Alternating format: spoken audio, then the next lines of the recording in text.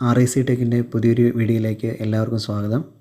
ഇന്നത്തെ ദിവസം refrigeration air condition സിസ്റ്റങ്ങളിൽ റെഫ്രിജറൻറ്റിൻ്റെ പ്രഷർ കുറയ്ക്കുന്ന എക്സ്പാൻഷൻ ഡിവൈസായിട്ട് ഉപയോഗിക്കുന്ന തെർമോസ്റ്റാറ്റിക് എക്സ്പാൻഷൻ വാൽവ് എന്ന ഈ കാണിച്ചിരിക്കുന്ന കമ്പോണൻറ്റിനെ പറ്റിയാണ് ഡിസ്കസ് ചെയ്യുന്നത്. ആദ്യമായിട്ട് റെഫ്രിജറേഷൻ എയർ കണ്ടീഷൻ ഉപകരണങ്ങളുടെ അടിസ്ഥാന തത്വമായ വേപ്പർ കംപ്രഷൻ റെഫ്രിജറേഷൻ സൈക്കിൾ എങ്ങനെയാണ് പ്രവർത്തിക്കുന്നത് എന്ന് നമുക്ക് നോക്കാം. ഒരു വേപ്പർ കംപ്രഷൻ റെഫ്രിജറേഷൻ സിസ്റ്റത്തിലെ പ്രധാനപ്പെട്ട 4 കമ്പോണൻറ്റുകൾ ആ ഡയഗ്രത്തിൽ നിന്ന് നമുക്ക് കാണാൻ പറ്റും. അതിൽ ഒന്നാമത്തെ കമ്പോണൻറ്റ് നമ്മൾ ഇവാപ്പറേറ്റർ എന്ന് പറയും, അതല്ലെങ്കിൽ കൂളിംഗ് കോയിൽ എന്ന് പറയും. രണ്ടാമത്തേത് കംപ്രസറാണ്, മൂന്നാമത്തേത് കണ്ടൻസർ, നാലാമത് എക്സ്പാൻഷൻ വാൽവ്. ഈ 4 കമ്പോണൻറ്റുകളെ കണക്ട് ചെയ്തുകൊണ്ട് ഒരു പൈപ്പ് ലൈൻ പോലെ വരച്ചിരിക്കുന്നതാണ്. ഇതിനുള്ളിൽ കൂടെയാണ് റെഫ്രിജറൻറ്റ് എന്ന് പറയുന്ന ഫ്ലൂയിഡ് പാസ് ചെയ്യുന്നത്. ഈ റെഫ്രിജറേഷൻ സിസ്റ്റത്തിൽ ഹീറ്റ് ട്രാൻസ്ഫർ ചെയ്യുന്ന ഒരു മീഡിയം ആയിട്ടാണ് ഈ റെഫ്രിജറൻറ്റിനെ ഉപയോഗിക്കുന്നത്. റെഫ്രിജറൻറ്റിൻ്റെ ഏറ്റവും പ്രധാനപ്പെട്ട ഫിസിക്കൽ പ്രോപ്പർട്ടി എന്ന് പറയുന്നത് അതിൻ്റെ തിളനില, അതല്ലെങ്കിൽ ബോയിലിംഗ് പോയിൻ്റാണ്. ബോയിലിംഗ് പോയിൻ്റ് വളരെ കുറഞ്ഞ ലിക്വിഡുകളെ അല്ലെങ്കിൽ കെമിക്കൽസിനെയാണ് നമ്മൾ റെഫ്രിജറൻ്റായിട്ട് സെലക്ട് ചെയ്യുന്നത്. ഇനി ഈ റെഫ്രിജറേഷൻ സൈക്കിൾ എങ്ങനെയാണ് പ്രവർത്തിക്കുന്നത് നോക്കാം. അപ്പോൾ അതിൽ ഏറ്റവും പ്രധാനപ്പെട്ട ഒരു കമ്പോണൻ്റാണ് ഇവാപ്പറേറ്റർ എന്ന് പറയുന്നത്. അപ്പോൾ ഇവാപ്പറേറ്റർ എന്ന് പറയുന്നത് കൂളിംഗ് എഫക്റ്റ് പ്രൊഡ്യൂസ് ചെയ്യുന്ന ഒരു കമ്പോണൻ്റാണ്. അപ്പോൾ ആ ചിത്രത്തിൽ ഉള്ളിലൊരു സ്പ്രിങ് പോലെ വരച്ചിട്ടുണ്ട്. അത് ശരിക്കും റെഫ്രിജറൻറ്റിൻ്റെ പാത്താണ്, റെഫ്രിജറൻറ്റ് കടന്നു പോകുന്ന ആ ഭാഗങ്ങളാണ് അവിടെ ഒരു സ്പ്രിങ് പോലെ വരച്ചിരിക്കുന്നത്. അപ്പോൾ ഈ ഇവാപ്പറേറ്ററിലേക്ക് വളരെ കുറഞ്ഞ പ്രഷറിലുള്ള റെഫ്രിജറൻറ്റ് ലിക്വിഡ് എത്തുന്നു. അപ്പോൾ ഈ റെഫ്രിജറൻറ്റിന് ബോയിലിംഗ് പോയിൻ്റ് വളരെ കുറവായതുകൊണ്ട് അതപ്പോൾ തന്നെ ലിക്വിഡ് അവസ്ഥയിൽ നിന്നും അത് ഗ്യാസ് അവസ്ഥയിലേക്ക് മാറുന്നു. ആ പ്രോസസ്സിനെയാണ് നമ്മൾ ഇവാപ്പറേഷൻ എന്ന് പറയുന്നത്. അപ്പോൾ ഇവാപ്പറേഷൻ നടക്കുന്ന സമയത്ത് റെഫ്രിജറൻറ്റ് ലിക്വിഡിൽ നിന്നും ഗ്യാസായിട്ട് മാറുന്നു. അതോടൊപ്പം തന്നെ അവിടെ ഒരു കൂളിംഗ് എഫക്റ്റും പ്രൊഡ്യൂസ് ചെയ്യുന്നു. അപ്പോൾ ഇവാപ്പറേറ്ററിൽ നിന്ന് വരുന്ന റെഫ്രിജറൻറ്റിൻ്റെ അവസ്ഥ എന്ന് പറയുന്നത് വളരെ കുറഞ്ഞ പ്രഷറിലും വളരെ കുറഞ്ഞ ടെമ്പറേച്ചറിലുമുള്ള ഗ്യാസായിട്ടായിരിക്കും. അത് നേരെ കംപ്രസർ വലിച്ചെടുക്കുന്നു.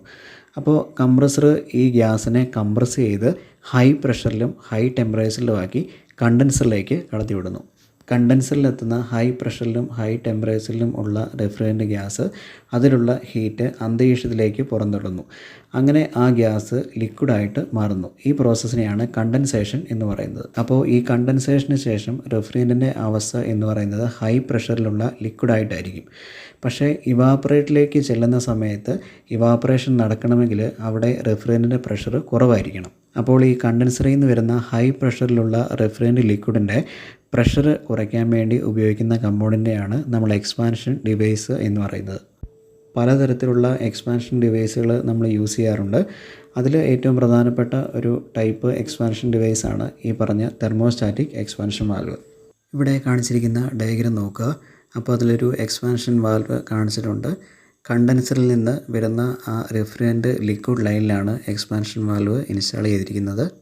കണ്ടൻസറിൽ നിന്ന് വരുന്ന റെഫ്രിജറൻറ്റ് ലിക്വിഡിന് പ്രഷർ കൂടുതലായതുകൊണ്ടാണ് അതിനുള്ളിലെ ആ റെഫ്രിജറൻറ്റിന് ഒരു ഓറഞ്ച് കളർ കൊടുത്തിരിക്കുന്നത്. അപ്പോൾ എക്സ്പാൻഷൻ വാൽവ് ആ പ്രഷർ ഹൈ പ്രഷറിൽ നിന്ന് ലോ പ്രഷറിലേക്ക് മാറ്റിയതിന് ശേഷം പ്രഷർ കുറഞ്ഞ ആ റെഫ്രിജറൻ്റാണ് ഇവാപ്പറേറ്ററിലേക്ക് കടത്തിവിടുന്നത്. അപ്പോൾ അതൊരു നീല കളറിൽ കാണിച്ചിട്ടുണ്ട്. ഇവാപ്പറേറ്ററിൽ വെച്ചിട്ട് റെഫ്രിജറൻറ്റ് ലിക്വിഡ് ഗ്യാസ് ആയിട്ട് മാറുന്നു. ആ വരുന്ന ഗ്യാസാണ് നേരെ സക്ഷൻ ലൈനിലൂടെ കംപ്രസറിലേക്ക് പോകുന്നത്. അപ്പോൾ അതാണ് ഏറ്റവും മുകളിൽ കാണിച്ചിരിക്കുന്ന ലൈൻ. സക്ഷൻ ലൈനിലെ ടെമ്പറേച്ചർ അനുസരിച്ചിട്ടാണ് എക്സ്പാൻഷൻ വാൽവ് പ്രവർത്തിക്കുന്നത്.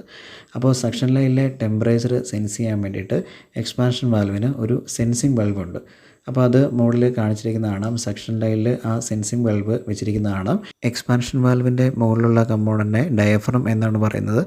ഈ ഡയഫ്രം എന്ന് പറയുന്ന കമ്പോണൻറ്റ് മുകളിലേക്കും താഴേക്കും മൂവ് ചെയ്യാൻ പറ്റുന്ന ഒരു കമ്പോണൻ്റാണ്.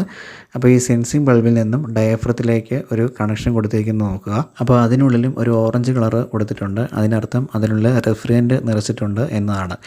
ഇനി ഡയഫ്രത്തിൻ്റെ താഴെയായിട്ട് ഒരു പുഷ് റോഡ് എന്ന് പറയുന്ന ഒരു ഭാഗമുണ്ട്. അതിനോട് ചേർന്ന് തന്നെ ഒരു സ്പ്രിങ്ങുമുണ്ട്.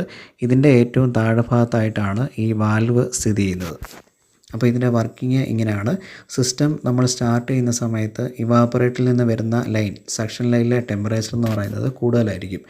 അപ്പോൾ ആ ടെമ്പറേച്ചർ കൊണ്ട് ഈ സെൻസിങ് ബൾബിനുള്ളിൽ നിറച്ചിരിക്കുന്ന റെഫ്രിജറൻറ്റ് ലിക്വിഡ് ഗ്യാസായിട്ട് മാറുന്നു. അപ്പോൾ അങ്ങനെ ഉണ്ടാകുന്ന ആ ഗ്യാസിൻ്റെ പ്രഷർ മൂലം ഡയഫ്രം മുകളിൽ നിന്ന് താഴേക്ക് ചലിക്കുന്നു.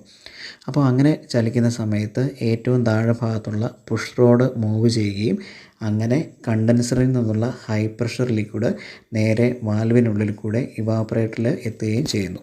അപ്പോൾ വാൽവിനുള്ളിലെ ആ ചെറിയ സ്പേസിൽ കൂടെയാണ് റെഫ്രിജറൻ്റ് ലിക്വിഡ് കടന്നു പോകുന്നത്. അപ്പോൾ അങ്ങനെ കടന്നു പോകുന്ന സമയത്താണ് ഈ എക്സ്പാൻഷൻ എന്ന് പറയുന്ന പ്രോസസ്സ് നടക്കുന്നത്.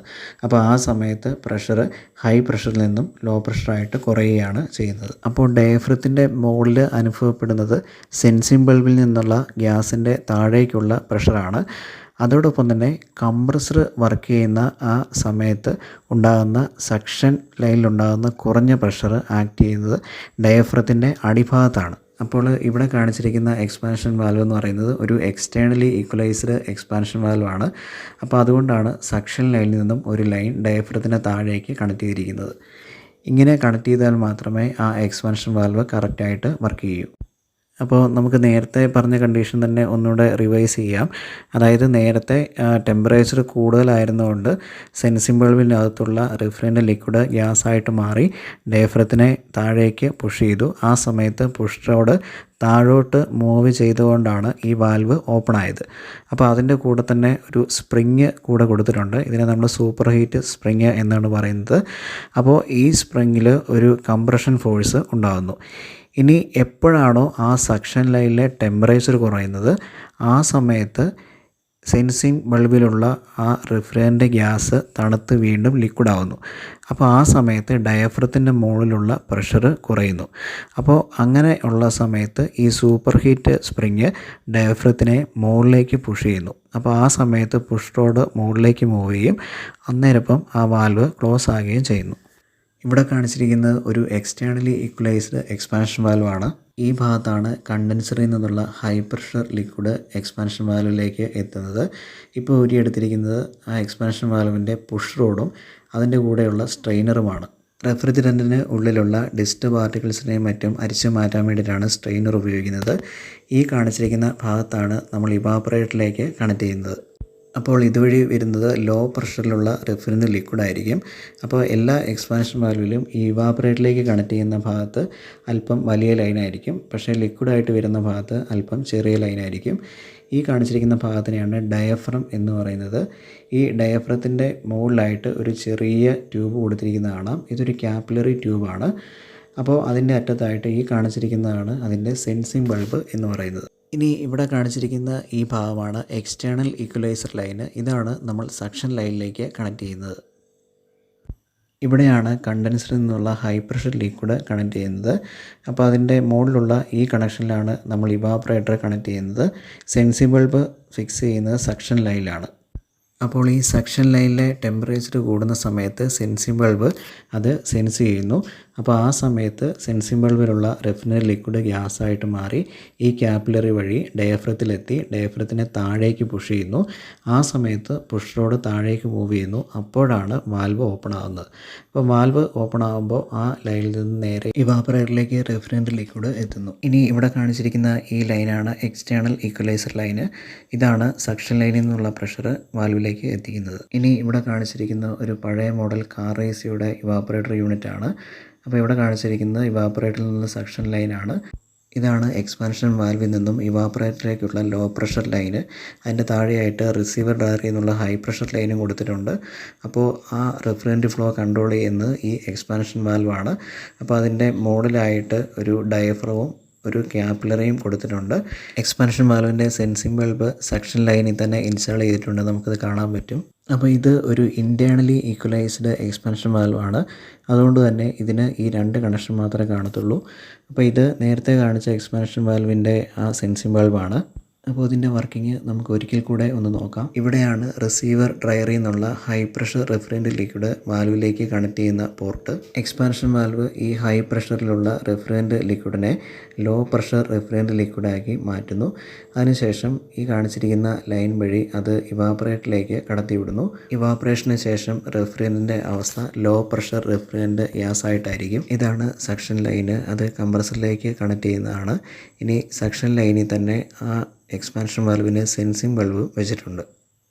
തെർമോസ്റ്റാറ്റിക് എക്സ്പാൻഷൻ വാൽവുകൾ സാധാരണയായിട്ട് ഉപയോഗിക്കുന്നത് കപ്പാസിറ്റി കൂടിയ ഇൻഡസ്ട്രിയൽ സിസ്റ്റങ്ങളിലാണ്. അപ്പോൾ ഇങ്ങനെയുള്ള സിസ്റ്റങ്ങളിൽ ഇവാപ്പറേറ്ററിലുള്ള കൂളിംഗ് ലോഡ് വ്യത്യാസപ്പെട്ടുകൊണ്ടിരിക്കും. അപ്പോൾ അതനുസരിച്ച് ഇവാപ്പറേറ്ററിലേക്ക് റെഫ്രിജറൻ്റ് ലിക്വിഡ് ഫീഡ് ചെയ്ത് കൊടുക്കാൻ ഈ തെർമോസ്റ്റാറ്റിക് എക്സ്പാൻഷൻ വാൽവിന് പറ്റും. അപ്പോൾ ഇത് തന്നെ 2 ടൈപ്പ് ഉണ്ട്, ഇൻറ്റേർണലി ഈക്വലൈസ്ഡും എക്സ്റ്റേർണലി ഈക്വലൈസ്ഡും.